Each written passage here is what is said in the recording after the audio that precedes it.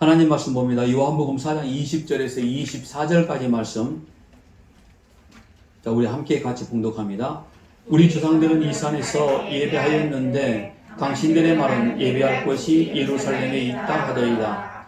예수께서 이르시되 여자여 내 말을 믿으라. 이 산에서도 말고 예루살렘에서도 말고 너희가 아버지께 예배할 때가 이르리라. 너희는 알지 못하는 것을 예배하고 우리는 아는 것을 예배하노니 이는 구원이 유대인에게서 남이라. 아버지께 참되게 예배하는 자들은 영과 진리로 예배할 때가 오나니 곧 이때라. 아버지께서 자기에게 이렇게 예배하는 자들을 찾으시느니라.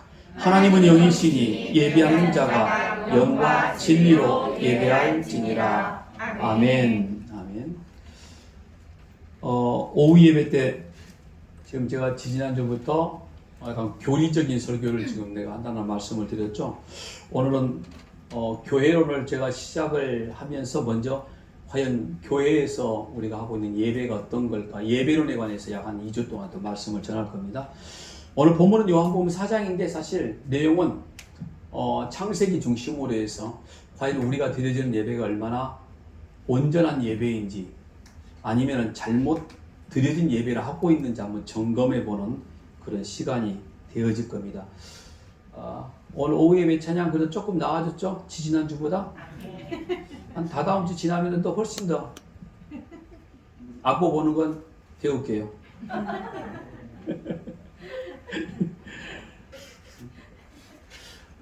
이 땅에 살고 있는 모든 사람들이 전부 다 종교성을 가지고 있다. 있을까요? 종교성을 가지고 있다. 그렇죠. 왜냐하면 하나님을 떠난 인간들은 어느 대상이든 어느 상황이든 인생의 목마름을 가지고 있거든요. 사실 원래 인간이 하나님을 의존하며 하나님만을 바라보도록 살도록 지어졌는데 하나님을 떠나버린 그 빈자리는 배고픔, 인생의 목마름 이런 것들이 늘 느낄 수밖에 없는 거죠. 갈증을 느끼는 겁니다. 인생의 갈증을 느끼는 거죠. 근데 그 갈증, 목마름, 배고픔은 오직 하나님의 은혜로만 채워질 수 있는 거죠. 하나님의 은혜와 긍휼로만. 그런데 여러분, 하나님의 은혜는 우리가 어떤 모양으로 만들어 내어질 수 있는 게 하나님의 은혜가 아니라 성경 말씀 그대로 한다라고 하면은 하나님의 은혜는 선물이거든요. 그러니까 하나님이 주셔야만 가능한 겁니다. 오늘 저와 여러분에게 주어진 은혜의 선물 믿으시죠? 아멘. 그래서 오늘 저와 여러분은 그런 종교성, 우리 배고픔, 우리의 갈증을 해결하기 원하여서 하나님을 찾아가는 존재가 되어졌거든요. 하나님의 은혜를 받았기 때문에. 그런데 그렇지 않는 존재들 역시 마찬가지로 그들이 하나님을 알지 못하지만 그들에게 가지고 있는 인간 본연이 가지고 있는 종교성들은 무언가 다른 것들을 의지하고 찾아갈 수밖에 없다라는 겁니다. 그래서 이렇게 표현합니다. 그들은 눈이 띄어졌을 때 보지 못하고 귀가 열렸을 때 듣지 못하고 입은 뚫렸을 때 말하지 못하는 것.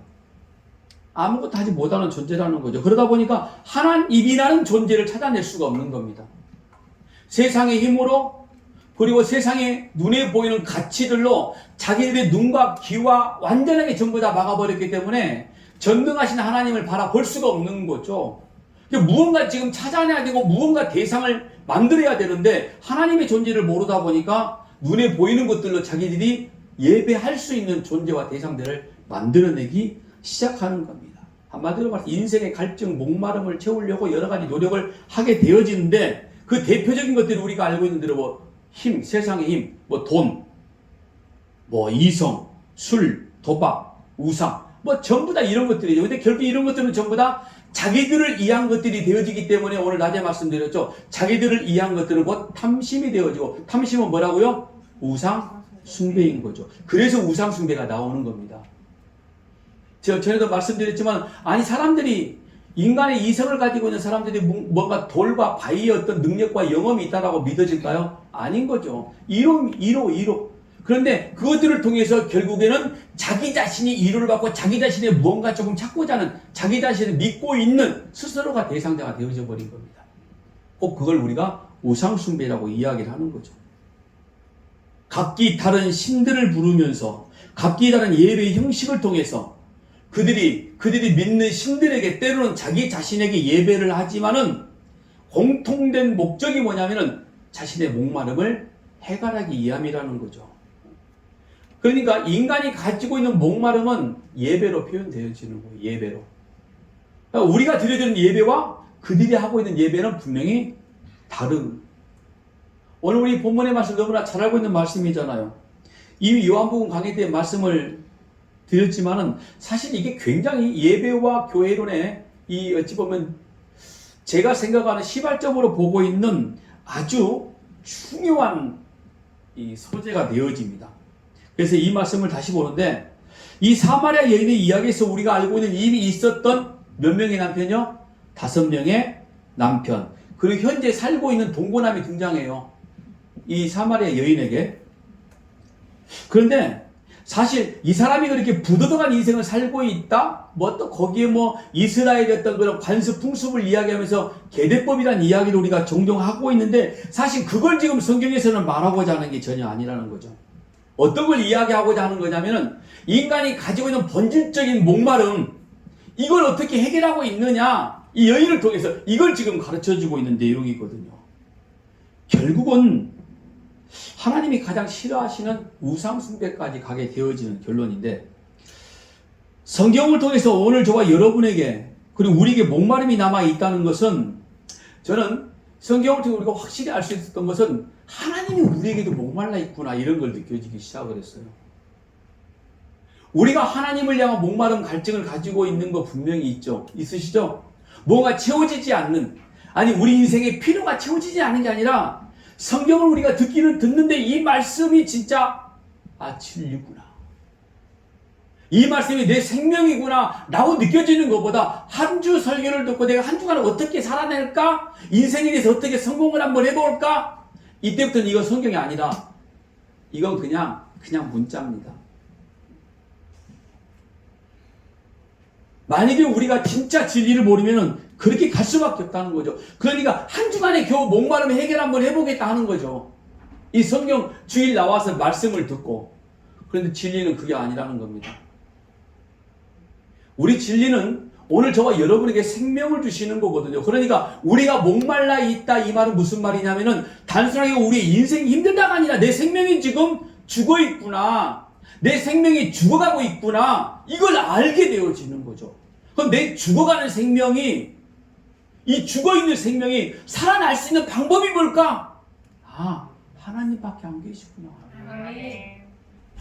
그런데 하나님의 존재는 전능하시고 영원하시고 근데 우리 눈에 안 보이고 손에 안 잡힌단 말이에요. 그래서 하나님이 저와 여러분에게 주신 게 요거란 말입니다. 너희는 이거 진리를 통해 나를 봐야 돼. 그리고 너희 인생의 목마름조차도 한번 해결함을 느껴봐. 인생의 목마름을 해결한다는 것은 여러분 우리가 기도 많이 하고 그래서 문제가 해결된다는 게 아니라 어떤 상황에서든지 하나님이 나와 함께 동행하신다는 믿음으로 고백하는 순간인 거죠. 아멘. 믿어지세요? 아멘. 내 삶이 풍족해지고 좋아지는 인생이 아니라 여전히 내 몸에는 악한 질병, 시한부 인생을 살고 있다 할지라도 내 삶이 너무 찢어지게 가난해서 사람들이 나를 예수 믿고 왜 이렇게 살아가고 손가락질을 당한다 할지라도 그 삶이 만족스러운 거예요. 그게 진짜 생명을 얻는 자 아닙니까? 그게 바로 하나님 앞에 올바로 바로 서 있는 자, 그게 바로 진리를 아는 자라는 거죠. 그러다 보니까 내가 그런 마음을 가지고 있으니까 하나님이 내게도 그런 마음을 가지고 계신다는 거예요. 오늘 저와 여러분은 하나님이 만드신 피조물이잖아요. 수많은 피조물 중에 딱딱 찍었단 말이에요. 너 이리 나와. 너 내 거 해. 이게 우리란 말입니다. 그러면은 하나님이 일방적인 선택을 우리를 딱 찍어서 여기까지 불러내셨는데 하나님이 저와 여러분을 그냥 인생 그대로 살게 놔두시겠냐고요? 아니란 말이죠. 하나님도 여전히 우리에게 목마름을 가지고 계신다. 제가 하나님이 오늘 저와 여러분에게 사랑을 베푸신다 이 말을 지금 이렇게 한번 표현을 한번 해보고 있는 겁니다. 성경 볼까요? 이사야서 49장 14절 15절입니다. 오직 시온이 이르기를 여호와께서 나를 버리시며 주께서 나를 잊으셨다 하였거니와 여인이 어찌 그 젖먹는 자식을 잊겠으며 자기 태에서 난 아들을 긍휼히 여기지 않겠느냐. 그들은 혹시 잊을지라도 나는 너를 잊지 아니할 것이라. 하나님의 마음을 지금 이야기하고 있는 거죠. 이 말씀은 지금 하나님이 나를 지금 사랑을 해주시려고 아주 그 간절한 마음을 보여주고 있는 거. 제 오늘 표현으로 하나님은 우리 인생에 대한 목마름을 지금 가지고 계시다는 거죠. 호세아서 11장 8절 같이 한번 읽어볼까요? 에브라임이여 내가 어찌 너를 놓겠느냐, 이스라엘이여 내가 어찌 너를 버리겠느냐, 내가 어찌 너를 아드마같이 놓겠느냐, 어찌 너를 수고임같이 두겠느냐. 내 마음이 내 속에서 돌아서 나의 긍휼이 온전히 불붙듯 하도다. 이게 하나님이 우리 인생을 향한 목마름이란 말이에요. 내가 너를 절대로 놓을 수 없는 존재야. 내가 너를 어떻게 버릴 수 있어? 내 손에서, 내 품에서 너는 절대로 버릴 수 있는 존재가 안 된다 이거죠. 그러면서 이렇게 말씀하시잖아요. 나의 긍휼이 불붙듯 하다. 이게 하나님의 사랑이란 말입니다. 하나님이 오늘 저와 여러분을 향한 목마름이란 말이에요. 하나님을 떠나, 근데 이 상황에 지금 이스라엘이 어떤 상황인지 아십니까? 하나님을 떠나버린 상황이었어요. 그런데 그들에게 하나님이 직접 찾아가셔서 긍휼함을, 은혜로움을 쏟아 부으시고, 그러고 싶으셔서 얼마나 이들을 향해 지금 목말라고 계신지 정말 절절히 기록된 말씀이 이 호세아서 말씀이거든요. 내가 너를 지금 생각하고 사랑하는 마음이 불붙어 있는 그런 마음과도 같아. 그 말씀을 출애굽기는 뭐라고 말씀한지 아십니까? 질투한다라고 말씀을 했어요. 출애굽기 20장 3절에 5절까지 말씀 보니까 너는 나 외에는 다른 신들을 내게 두지 말라. 너를 위하여 새긴 우상을 만들지 말고 또 위로 하늘에 있는 것이나 아래로 땅에 있는 것이나 땅 아래 물속에 있는 것에 어떤 형상도 만들지 말며 그것들에게 절하지 말며 그것들을 섬기지 말라. 나 내 하나님 여호와는 질투하는 하나님인즉. 여기 질투하다는 단어가 나오죠. 질투. 이게 무슨 말이냐면요. 우리가 일반적으로 생각할 때 시기하고 미워하고 뭔가 지금 이 상대성을 가지고 있는 거거든요. 우리가 생각하는 질투. 그런데 여러분 이 질투란 이 단어가 나왔지만 카나란 단어인데 그게 헬라어로 번역된 게 젤로스, 열심이란 말입니다. 그래서 여기서 나 여호와는 질투하는 하나님인즉 이게 아니라 나 여호와는 열심을 부리는 하나님이라 이 말이에요. 그 열심이 누구를 향했냐? 우리를 향했단 말이에요. 이거 한번 이제 질투하라는 말이 나왔으니까 조금 더 확인하게 이야기를 한번 해줘 볼게요. 하나님이 질투한다. 어떤 대상이 느끼는 감정이라는 거잖아요. 그런데 하나님이 질투하시는 대상이 지금 뭐예요? 이 말씀 보니까 우상이잖아요. 우상. 바알일까요? 아세라? 부처? 아니면 돌덩어리? 그런 신들이 있습니까? 없죠? 그러면은 우상은 인간들이 자신들의 욕심을 채우기 위해서 만들어 놓은 어떤 대상이라 이 말인 겁니다. 그러니까 한마디로 말해 실체가 없는 것들이에요. 그러면 하나님이 질투하는 하나님이라 이렇게 말씀하셨을 때 실체가 없는 것들에게 하나님이 시기하고 질투하고 그런 마음을 가지실까요? 아니죠. 그러니까 이 질투가 뭐라고 그랬죠? 열심이란 말이에요.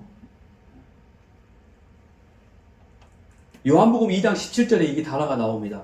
제자들이 성경 말씀의 주의전을 사모하는 열심이 이게 젤로스입니다. 그리고 구약에는 뭐라고 하죠? 질투. 그럼 이렇게 읽어볼까요? 제자들이 성경 말씀의 주의전을 사모하는 질투가 나를 삼키리라. 말이 안 되는 거죠. 우리가 생각하는 감정적인 표현이 아니다 이 말인 겁니다. 그러니까 여호와 하나님이 질투하신다 이 말은 무슨 말이냐면은 지금 나를 향한 하나님의 뜨거운 그런 사랑이 열심히 지금 내게 임했다라고 지금 말씀을 하고 있는 거예요. 고린도후서 11장 2절 말씀 한번 더 볼까요?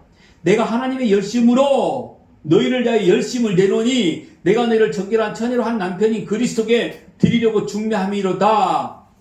그러니까 성경에 나오는 질투하시는 하나님이란 표현은 우리를 향하시는 하나님의 열심, 다른 말로 하나님의 뜨거운 사랑이라 이 말인 겁니다.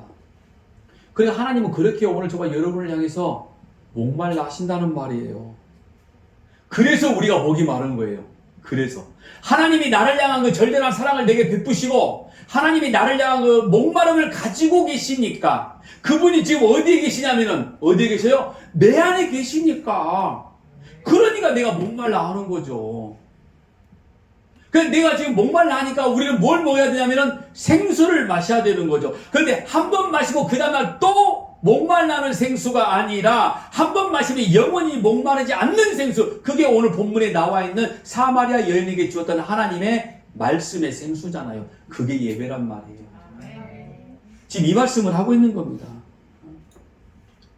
그러니까 우리가 하나님을 향한 갈증을 느끼게 되어질 때 우리가 알고 있는 건 어떤 거냐면 하나님이 나를 얼마나 나를 지금 사랑하고 있는가를 알게 되어져야 된다는 거죠. 그런데 세상의 소리로 잘못된 진리로 절대로 알 수가 없는 거예요. 임시방편 할 수 있겠죠. 잠깐의 일로 힘이 되어질 수 있습니다. 결코 그런데 우리를 지탱할 수 있는 우리 인생을 살아낼 수 있는 힘이 되지 못한다는 말입니다. 우리가 그걸 알게 되어졌을 때에 우리의 진짜 갈증이 목마름이 해결된다 이 말입니다. 근데 죄인들은 자기 마음대로 자기 뜻대로 이 세상의 것들로 자기 목마름 갈증을 한번 해결해 보겠다는 가상한 노력을 하는 거죠. 그 잘못된 가상한 노력 중에 한 가지가 뭐냐면 잘못된 예배란 말이에요. 잘못된 예배. 자, 오늘 본문에서 예수께서 내가 목이 마르니 물 좀 줘라 이런 질문으로부터 시작을 합니다. 생수의 이야기가. 그리고 생수가 나오고 남편의 이야기가 나오고 남편의 이야기에서 예배의 이야기까지 지금 전개가 되어지는 거죠. 이해되시죠? 이게 무슨 말씀인지 너무 많이 들어왔던 말씀이기 때문에. 그런데 지금 두 분이 고개를 끄덕끄덕 안 하셨어. 그래서 이야기를 또 해야 돼 내가. 자, 예수님이 내가 목이 마르다 라고 이렇게 하는 말씀을 통해서 우리들이 무엇 때문에 목말라 있고 그 목마름의 정체가 무엇인지를 드러내시는 거예요. 지금 내가 왜 목말라하고 있는지를 지금 그 사마리아 여인이란 이 여인을 통해서 네 인생에 네가 뭐가 목말라? 라고 지금 보여주는 거죠. 그 내가 목말라 하는 인생의 문제에 있어서 내가 스스로 만들어낸 생수, 내가 스스로 만드는 예배가 있단 말이에요. 계속 마셨어. 근데 목이 말라. 그래서 예수님께서 그 여인에게 말하는 거죠. 이제 그럼 네가 마셨던 생수, 너의 갈증을 해결한 적이 없잖아. 잠시 잠깐 있었니? 근데 한 명 바꿨지, 두 명 바꿨지, 세 명 바꿨지, 네 명 바꿨지. 바꿨는지 안 바꿨는지를 정확히 모르겠어요. 어쨌든 5명 남편이 있었으니까. 이게 무슨 말이냐면 내가 지금 하나님으로 인해서 구원의 역사가 이르게 되어졌고 내 안에 성령 하나님이 자리를 잡고 계시면서 하나님의 말씀으로 내가 살아가는데 이 말씀이 내게 지금 완전한 신앙 고백으로 임하지 않았다는 말이죠. 그래서 뭔가 지금 다른 것들로 채워야 돼. 이 다른 것들로 채워야 되는 모습들이 이 목사의 눈에 보여요. 그러니까 목사가 이야기하는 거죠. 헌신이라, 충성이라, 주일성수라, 11조이라 이거 전부 다 하면은 당신들이 들은 예배가 완전해질 거야. 속지 마세요. 혹시 서목사가 그런 소리 하면 어떻게 하라고 그랬죠? 끄집어내란 말이에요. 아, 이제 그만 설교하십시오. 결코 저와 여러분들이 가지고 있는 헌신과 충성과 봉사가 이게 진짜 예배라고 말하지 않는다는 말이에요. 이것 때문에 오늘 여러분들의 목마름이 해결이 된다고요? 아니라니까요. 제가 지금까지 그렇게 열심히 충성 봉사를 했던 분들의 삶을 보니까 열심히 할 때는 본인이 막 기뻐뛰고 열심히 해. 그런데 열심히 하는 일이 딱 끝났어. 한마디로 휴식 기간이 찾아왔단 말이에요. 그럼 그때도 기뻐야 돼, 안 기뻐야 돼요? 더 기뻐야 돼. 쉬고 있으니까. 근데 그때도 본인들이 불안해해. 조급해해. 뭔가 안 하면 신앙의 뒤로 밀려나가는 것 같아. 퇴보하는 것 같아. 다른 사람과 비교하니까 이 사람은 믿음이 굉장히 좋은 것처럼 보여지는데 뭔가 하고 있으니까 나는 아무것도 안 하니까 믿음이 없는 것 같아. 또 뭐 일을 또 만들어내. 그걸 또 목사님이 잘 알아가지고 또 일을 또 만들어줘. 그럼 또 충성, 또 봉사. 왜 예배당에 나와서 하나님을 섬기는 하나님의 자녀가 이런 일들 하면서 피곤하고 지치고 힘들어서 입에서 터져나오는 말이 감사의 고백이 아니라 불평과 불만과 힘듦이 터져나오냐고요. 잘못된 예배의 개념을 가지고 있으면 그럴 수밖에 없다는 거죠. 그게 뭐냐면은 한 명의 남편의 생수를 먹었단 말이에요. 두 번째 남편의 생수를 먹었고 세 번째, 네 번째, 다섯 번째. 이건 지금 이야기해주고 있는 거거든요. 더더욱이 사마리아 여인에게 남편을 데려오라고 말씀하심으로써 예수님은 뭘 지금 말씀하신 거냐면 그 여인의 잘못된 목마름을 해결하는 방법을 폭로해버렸잖아요. 사람들 없었네요. 제자들만 있었네. 그 자리에. 부끄러운 일 아닙니까? 우리가 이 설교 참 많이 들어봤죠. 그 뜨거운 정오에 물을 길러 나오는 이 여인의 모습은 사람들 눈에 보이기에 부끄러운 모습들이 많이 있어서 그 사람들을 피해서 나왔다. 틀린 말은 아니에요. 맞는 말입니다. 그렇게 피해서 나와서 물을 길러 나왔는데 왜 유대인 한 명이 딱 튀어나오더니 아니 세상에 지금까지 감추고 싶었던 일들을 막 들춰내기 시작하네. 이걸 쉽게 말해서 예수 그리스도가 우리 안에 계신 순간부터 내 안에 내 모습들이 보여지기 시작하는, 나의 정체가 들통나기 시작하는 거죠. 나의 정체가 들통나면 두 가지 방법입니다. 하나는 도망가 버리든지, 하나는 그 사람을 때려 죽이든지. 그래서 유대인들이 바리새인들 그 예수님을 죽여버린 거예요. 자기들의 잘못된 걸 지적하니까 이 독사의 새끼들 하면서 이 회칠한 무덤과도 같은 존재들아, 기분 나쁘거든 자기들의 죄를 지적해버리니까. 그런데 다른 사람들이 볼 때는 그들이 하고 있는 모든 것들이 너무나 정상적이고 아름답고 신기하고 너무너무 좋은 일들 아니었습니까? 그런데 예수는 그걸 간파를 해버렸어. 그들이 가진 그 가짜 마음을. 그걸 딱 들춰내버리니까 너무 기분 나쁘고 화가 나거든. 나 같으면 사실은 아마 저 같아도 죽였을 것 같아. 창피하니까. 바리새인들이나 서기관들이나 나나 똑같은 인간들인 거죠. 차라리 도망을 가든지. 근데 또 한 가지 방안이 또 한 가지 방법이 있습니다. 예수 그리스도 십자가의 구속함을 입기로 작정된 자, 하나님의 선택을 받은 자는 이렇게 나와요. 내가 어찌하고. 그게 사마리아 여인이었어요. 그러니까 물동이 부려뜨고 동네로 뛰어들어 내가 메시아를 만났다라고 입을 열고 떠들어대는 거예요. 아니까 이제 뭔가 진짜를 뭔가 알았다는 말 아닙니까? 여러분, 우리가 교회에서 하고 있는 일들이 이것들을 통해서 우리에게 어떤 주어지는 복이 있다든지 아니면 내가 잘하고 있다고 착각하지 말라는 이야기, 그게 예배의 형태는 결코 아니란 말입니다. 정말 감사의 고백이 터져 나오는 일들 빼고요. 저는 이런 일들을 완전히 다 100% 부정으로 말하는 게 아니라 내 마음에 간절하고 절대한 마음이 나와 있는 표현된 시간과 정성과 이런 모든 것들은 하나님이 받으실 만한 영광이 있죠. 그런데 그렇지 않는 거, 자기 인생의 어떤 목적과 해결함을 얻기 위해서 하는 종교적인 행위, 바리새인과 똑같은 겁니다. 그런 인간들은 예수 죽인다니까요. 지금 죽이진 않겠죠. 근데 자기 삶 속에서 매일매일 죽이고 있는 거예요. 그러니까 오늘 본문 이 내용의 이야기는 예배의 이야기인과 동시에 우리 인생의 목마름이 가지고 있는 해결함을 얻기 위한 한 가지 방법이 무엇이냐, 이걸 지금 말씀해 주고 있는 거거든요. 그러니까 이 예배론이 바로 정립이 되어져 있으면은요 절대로 엉뚱한 소리 안 합니다. 그리고 엉뚱한 소리를 들으면 분별을 해버린다니까요. 예배론이 정립이 되어 있으면은, 오늘 보니까 여기 앉아 계신 분들 다 그런 것 같아요. 예배론이 딱 정립이 되어 있으니까 엉뚱한 소리를 하면은 그거 아닌데 목사님, 그거 아니라니까. 속 터지는 거죠. 그쵸? 그러면 이제 속 터지지 않는 소리를 하는 사람들을 찾아내기 시작을 해. 근데 아직까지 숨기회로 많이 안 오더라고. 이런 사람들이 아니 적은 거야 지금. 속 터진 사람들이. 여러분, 예배라는 게 뭐예요? 우리가 생각하면 어떤 형식적이고 의식적이고 뭐 순서대로 쭉 남아있는 다 같이 묵도하심으로 땡땡땡 종치고 뭐 쭉 이런 걸 우리가 예배 형식이라고 이야기하는데, 그 형식과 방법이 틀리거나 잘못되다고 말하고는 있지 않습니다. 그런데 중요한 건 뭐냐면은 모든 인간들이 전부 다 예배를 다 하고 있어요. 모든 인간들이. 그런데 그 틀을 가지고 우리가 나의 예배라고 말하면 곤란하다는 거죠. 예배가 뭐냐면 월십이라고 그러죠. 나의 최상의 가치를 올려드리는 게 예배 아닙니까? 가장 내가 가진 최상의 것들을 드려지는 거. 내 삶의 중심에 놓게 되는 거. 그래서 오늘 우리가 삶의 예배가 이루어진다, 이런 말씀을 드리는 거고요. 여러분, 불교인들 예배를 한다는 거 아시죠? 걔들은 예배라고 하지 않고 예불이라고 합니다. 이슬람교들도 예배를 드립니다. 알라에게 하루에 5번씩, 그것도 정해진 시간에 메카를 향해 절을 하고 있는 그들의 모습, 그게 예배의 모습 아닙니까? 심지어 무신론자들도 예배를 한다니까요. 자기 자신을 가장 가치 있는 자리에다 올려놓고 자기 목적을 위해서 세상의 온갖 신들을 전부 다 끄집어내놓고. 갑자기 옛날이 생각이 나네. 90 몇 년도에 제가 필리핀에 갔을 때, 그 필리핀에 가정에 가니까 성모 마리아 상부터 십자가부터 온갖 것들이 쫙 놓여져 있어요. 집에 가서 보니까.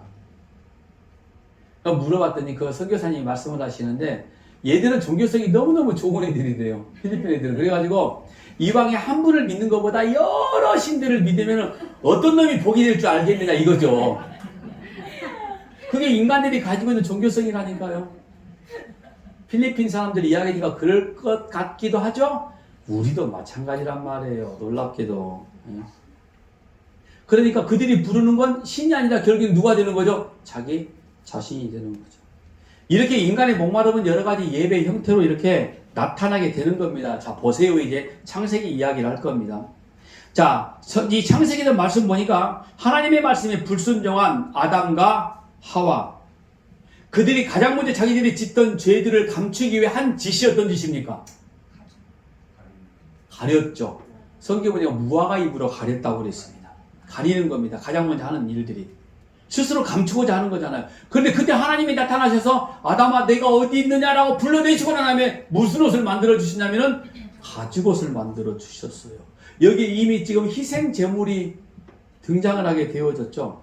자, 이 내용을 좀 더 확실하게 증명되는 사건이 바로 벌어집니다.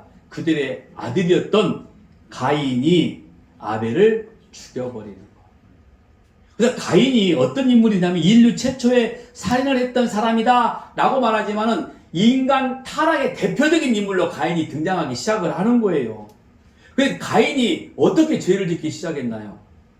어느 때부터? 그렇죠. 여기에 지금 예배는 정말 너무 기본적이고 중요한 내용이 여기 있는 겁니다. 타락한 인간의 대표작격으로 등장하는 가인이 하나님께 제사를 드리는 자로 나와요. 창세기에서 제사를 드린다는 말이에요. 왜 하필이면 그런데 죄인을 지금 이야기하고 있는데 죄의 대표작급으로 지금 이 가인을 세웠는데 왜 하필이면 제사를 드리는 그 모습을 통해서 죄인으로 만들어 버렸을까요? 타락한 인간은 여러분 자기 자신의 유익과 자랑을 위해서 자기 자신이나 우상에게 예배를 드리는 존재라는 것을 보여주는 거예요. 지금 하나님은 그걸 보고 가인을 보고 그리고 이 아담을 보고 가인을 바라보면서 오늘 저와 여러분은 나의 실존을 알게 되어지는 거죠. 아, 나는 본질상 진노의 자녀였구나. 나의 유익을 위해서라면 예배도 나의 어떤 유익을 위한 도구가 되어지는구나. 이걸 지금 보여주는 거라니까요. 우리가 하나님과 화목을 할 수 있는 방법은 한 가지밖에 없단 말이에요. 예배란 말이에요. 그런데 가장 근본적으로 벌어진 관계의 시작이 또 제사 예배였단 말이에요. 그런데 우리가 잘못된 예배를 드리고 있다라고 그러면 우리는 진짜 엄청난 죄를 짓고 있는 겁니다. 무시무시한 죄를 짓고 있는 거예요. 이 잘못된 예배관은 정말 하나님이 극도로 싫어하시는 죄를 짓고 있단 말이에요. 예배를 그래서 쉽게 생각하지 말라는 거죠. 보세요. 너무 놀랍고 무섭고 우스운게 아닙니까? 하나님을 예배한다는 자들의 예배의 목적도 자신의 노력과 어떤 열심을 통해서 하나님께 얻어낼 수 있는 자기 유익이었던 통로로 삼아버린다는 거 아닙니까? 내가 드려지는 예배가 그렇다는 이야기예요. 내가 하나님으로부터 무언가 받아낼 수 있는 유익을 얻고자 하는 예배 형태가 되어져 버리고 자기 자신을 돋보이기 위한 이게 얼마나 큰 죄인 걸 모른다는 거죠. 주의를 우리가 이렇게 말하죠. 하나님이 인간에게 복 주시게 하는 하나님의 방법이니까 우리는 열심과 최선을 다해서 주의를 성수해야 된다. 하나님이 우리에게 복을 주시려고 주일, 그 이전에 안식일 이걸 만드셨다고요? 생각 잘 해보세요, 여러분. 그럼 주일의 주인공이 누구예요? 내가 되는 거죠. 근데 왜 주일이라고 그래? 내 날이라고 그래야지. 나의 일, 나의 날 그렇게 말을 해야지. 맞는 것 같죠? 여러분 보세요. 주일의 주인공은 아니 오늘 저와 여러분 인생의 주인은 하나님이란 말입니다. 하나님이 만드셨으니까. 더욱이 복에 대한 이야기, 하나님이 저와 여러분에게 주시는 복, 너무너무 좋아하는 복 아닙니까? 그게 뭐예요? 영생이 있죠. 영생. 그런데 주일을 통해서 영생을 얻고자 하는 간절한 그런 절절한 마음이 아닌데 어떤 마음이 있냐고요. 뭔가 내 삶 속에 필요한 것들을 얻는 내 인생의 유익을 이야기하고 있는 거 아닙니까? 내 눈에 보이는 세상의 형통을 말하고 있는 거잖아요. 성경은 그 모든 것을 다 통틀어서 뭐라고 말하냐면 탐심 곧 우상 숭배라고 이야기한단 말입니다. 출애굽기 20장 4절 다시 한 말씀 볼까요? 너를 새긴 우상을 만들지 말고 또 위로 하늘에 있는 것이나 아래로 땅에 있는 것이나 땅 아래 물속에 있는 것에 아무 형상이든지 만들지 말며. 그러니까 우상이라는 건 뭐예요? 자기를 위하여 만들어낸 것이 전부 다 우상인 겁니다. 그 어떤 형상, 형체가 없어도 우상이 있단 말이죠. 그죠? 나같이를 믿는 것도 우상이 되어지니까. 그러니까 이렇게 모든 인간들은 자신의 욕망과 자신의 욕심을 위해서 무엇인가에게 예배하는 자들입니다. 보세요. 골로새 3장 5절. 그러므로 땅에 있는 지체를 죽이라고 음란과 부정과 사욕과 악한 정욕과 탐심이니, 탐심은 뭐라고요? 우상 숭배니라. 사도 바울이 이렇게 다 이야기합니다. 그러니까 자신의 유익을 위해 하나님의 힘을 이용하려 하는 모든 시도 다 우상에게 예배하는 행위인 겁니다. 좀 더 심하게 말해볼까요? 내가 하나님으로부터 복을 받기 위해서 내 현재 쌓여있는 이 문제 해결하기 위해서 작정해서 20일 금식기도 하자. 이게 우상 숭배란 말이에요, 지금. 왜요? 내 인생을 위한 거니까. 내 문제만을 해결하고자 하는 그 얄팍한 그런 거니까. 이 소리 하면은 아마 서목사 때려 죽이려고 할 거야. 어떤 분들은 목숨 걸고 금식기도 하고 있는데 그게 우상 숭배라고 이야기하니까 자신있게 이야기할 수 있습니다. 하나님의 영광을 위한 일인지, 하나님의 뜻과 목적을 위한 금식인지, 작정 기도인지, 40일 새벽 작정 기도를 한다 하더라도 그게 하나님의 뜻과 하나님의 목적을 위한 것인지, 아니면 내 인생의 문제를 해결하기 위한 목적인지, 내 인생의 어떤 문제, 이것들을 해결하기 위한 목적이 된다 하면은 우상 숭배가 되어진단 말이에요. 자, 여기서 문제가 생기죠. 그러면은, 그럼 내가 하는 기도 어떻게 해야 되는 거냐고. 아시죠? 얍삽한 기도 필요하다고 그랬죠. 하나님의 뜻이 이루어지는 기도가 먼저 우선 되어져야 된다는 겁니다. 작정해서 문제 해결, 육신 질병 치료, 이게 목적이기도 하겠지만, 그게 우선이 아닌 걸 알게 되어졌을 때, 20일이 아니라 100일에도 괜찮단 말이에요. 그건 우상 숭배 아니에요. 40일 금식기도 했는데 내가 질병이 치료받지 않았어. 그런데 그래도 감사의 고백이 터져 나오면 그건 우상숭배가 아니고, 나 이만큼 했는데 왜 안 되지? 또 해야 돼. 그거에 바로 우상숭배가 되어진단 말이에요, 지금. 이게 잘못된 예배론이란 말입니다. 잘못된 예배관. 예배가 뭐라고 그랬어요? 가장 가치 있는 것을 내가 내 삶 속에 모셔드리고 올려드리는 거잖아요, 하나님 앞으로.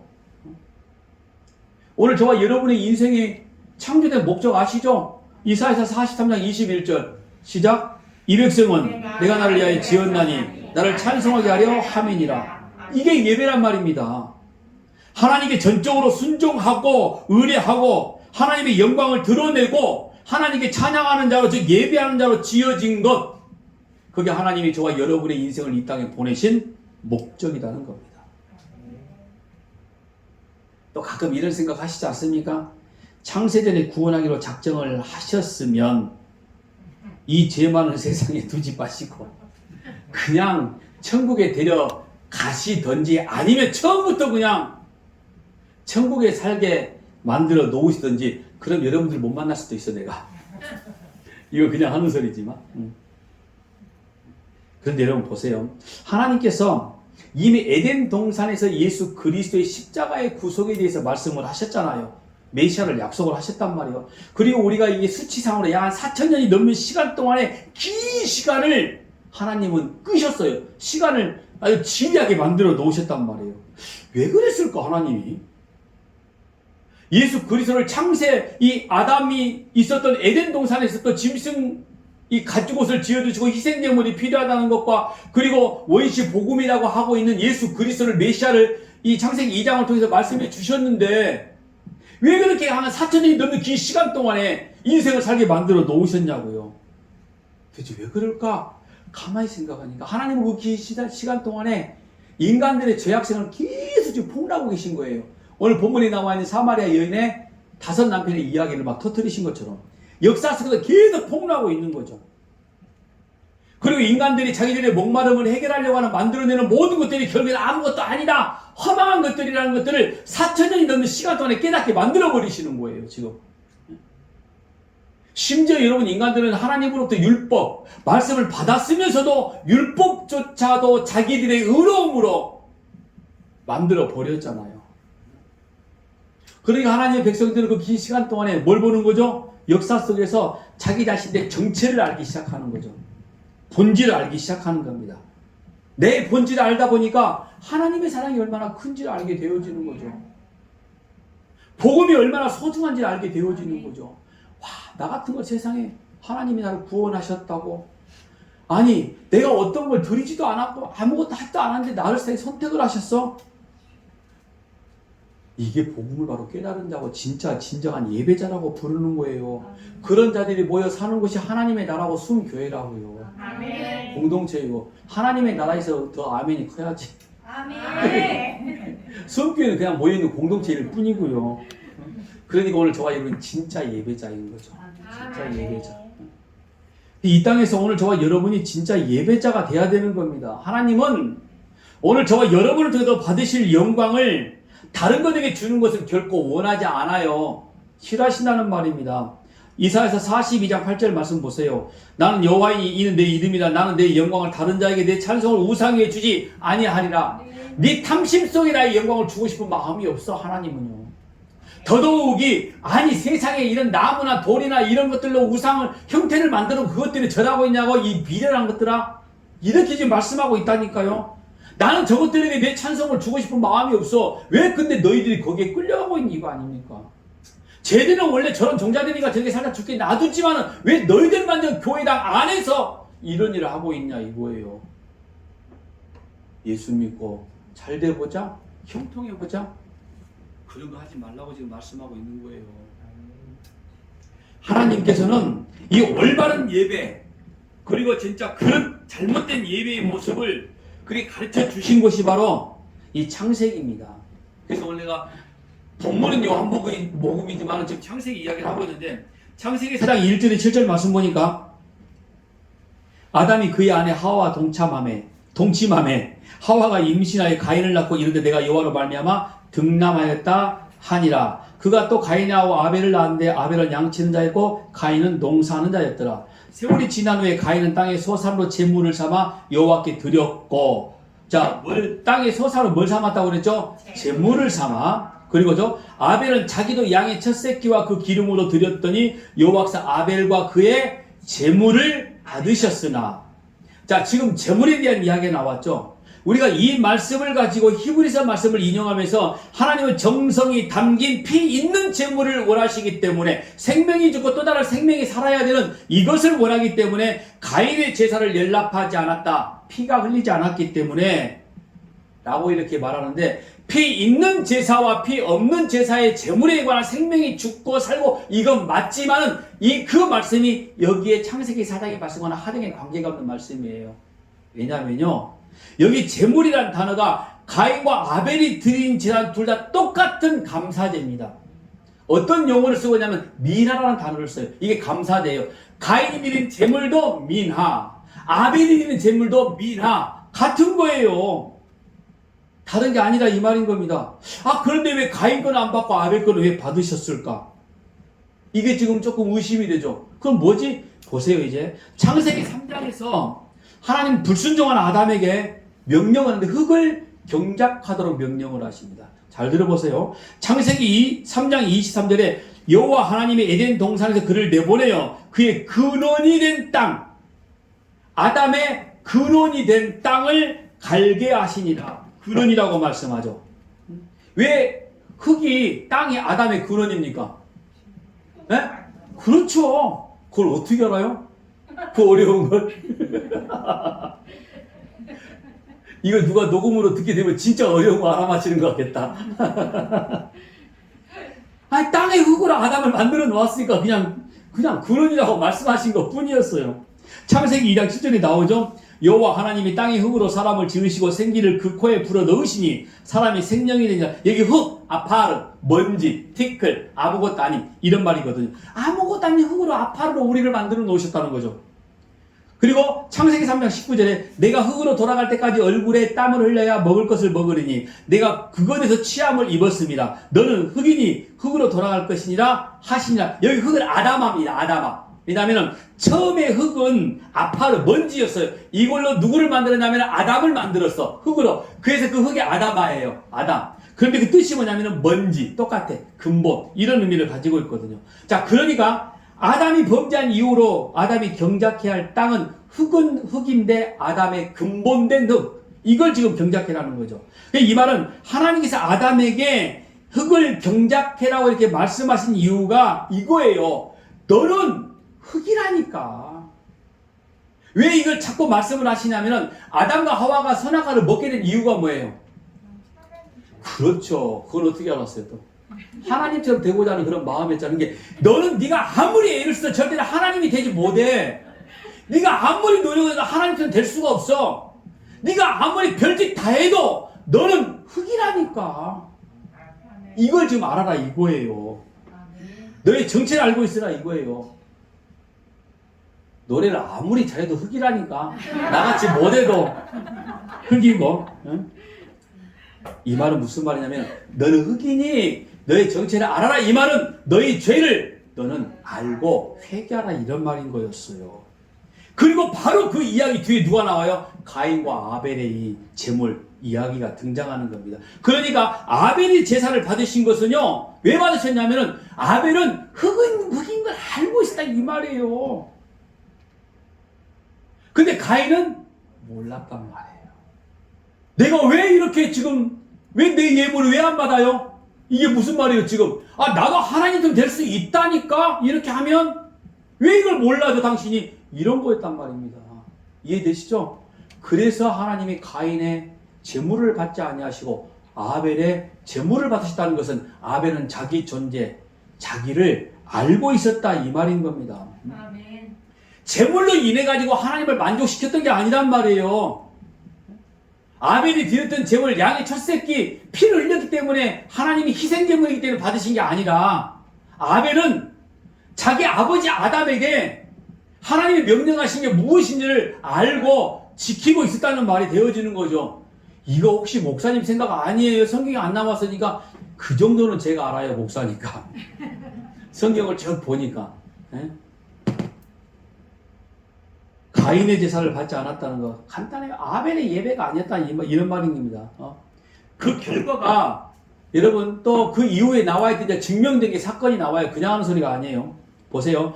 자, 가인의 제사는 그래 형식과 제물 동일하게 드려졌지만은 자기가 흙인 줄을 모르고 여전히 하나님 자리로 가고 싶어했던 자기 아버지 아담적 속성을 가지고 제물을 드렸던 것이고, 그러니까 제물 하나님이 no 안 받으셨고, 아벨은 자기가 흙인 것을 알고 있었기 때문에 하나님이 아벨은 네 건 내 거야 라고 받아 주신 것이고, 자, 그 결과로 가인이 에덴에서 쫓김을 당하게 되어지는데 어디로 가냐면 창세기 4장 16절에 17절까지 말씀 보니까 16절만 볼게요. 가인이 여호와 앞을 떠나서 에덴 동쪽 놋 땅에 거주하더니, 여러분 성경의 동쪽이라는 의미 여러분 기억나시죠? 많은 곳에서 하나님과 상관이 없는 자들이 있는 곳, 하나님을 떠나가고 있는 자들의 방향을 동쪽으로 굉장히 많은 부분에 말씀을 하고 있습니다. 물론 전부 다 그렇지는 않아요. 예를 들어 동방의 의인이 욥도 있었어요. 그런데 보편적으로 이 동쪽, 동방 이런 쪽에 있는 사람들, 우상 숭배자들, 하나님을 등지고 있는 자들을 지금 표현하고 있는 거거든요. 자, 그런데 가인이 바로 에덴 동쪽 놋 땅에 거주하고 있었어요.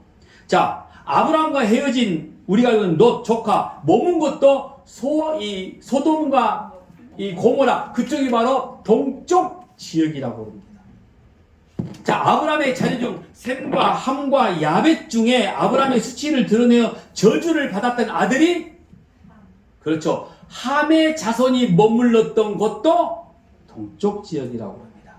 그리고 그것들이 동쪽으로 가다가 어디에 딱 머물게 되면 시날이라는 곳에 머물게 되어져서 거기서 처음 아담과 하와가 가지고 있던 생각 그대로 똑같은 짓을 해요. 우리가 하나님처럼 되보자. 그게 바로 바벨탑이란 말이죠. 그러니까 에덴 동산에서 이미 지금 누가 지금 바벨탑을 쌓았던 거죠? 아담과 하와가 바벨탑을 쌓은 거죠. 그러니까 자기 존재를 모르는 거죠. 자기가 예배를 받을 존재라고 생각을 해버린 거였어요. 우리가 하나님처럼 되어보자라는 이 사단이 그렇게 꼬임을 하니까 그래 한번 돼볼까? 그랬더니 가인도 그랬고, 그리고 동쪽으로 도망가고 동쪽으로 갔던 사람들이 모여서 시달평지에서 또 신한 바벨탑을 쌓으면서 우리가 하나님처럼 되어보자. 이게 바로 잘못된 예배라는 겁니다.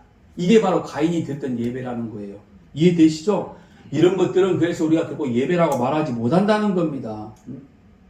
하나님이 기뻐하시는 진짜 참된 예배라는 것은 그러니까 하나님의 은혜 아래에서만 존재할 수 있는 내가 그의 피조물이라는 걸 인정하고 고백하고 무릎 꿇고 하니 하나님 마음대로 하세요. 이거예요. 이게 진짜 예배란 말입니다. 이게 지금 창세기서에 나와 있는 예배론의 시작이에요. 이걸 우리가 정립을 못하면은 40년 교회 다녀도 잘못된 예배를 드린다니까요. 잘못된 예배를 드리는 동안에 자기는 잘했다고 생각할 수도 있어. 너무너무 피곤한 인생을 살고 있으면서 그걸 모르는 거죠. 하나님의 은혜를 이왕에 우리가 알고 있는 은혜 긴 시간 동안에 알고 있는 게 도대체 자꾸 알고 가겠다고요? 물론 그 사람을 제가 구원받지 못한다는 말씀은 못 드리겠습니다. 왜냐하면 나는 모르니까. 구원은 하나님 편에 있는 거니까요.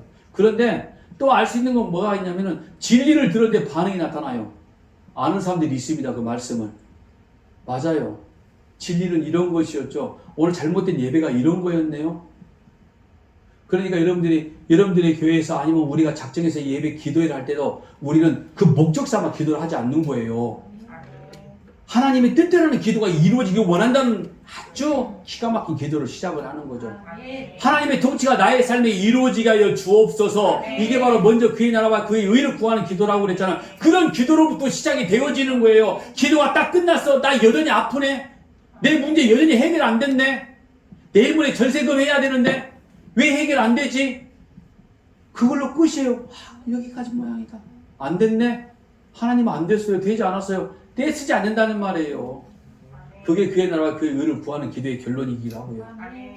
오늘 저와 여러분에게 하나님이 이렇게 말씀하십니다. 진짜 예배를 드려라.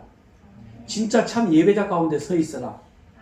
진짜 하나님의 거룩한 진리 가운데 있기를 원한다는 게 하나님이 오늘 저와 여러분을 향하신 마음이라는 거. 오늘도 진짜 예배가 오늘 저와 여러분의 인생 가운데 이루어지는 삶의 예배 가운데 승리하는 저와 여러분 되시길 주의 이름으로 축복합니다. 기도하겠습니다.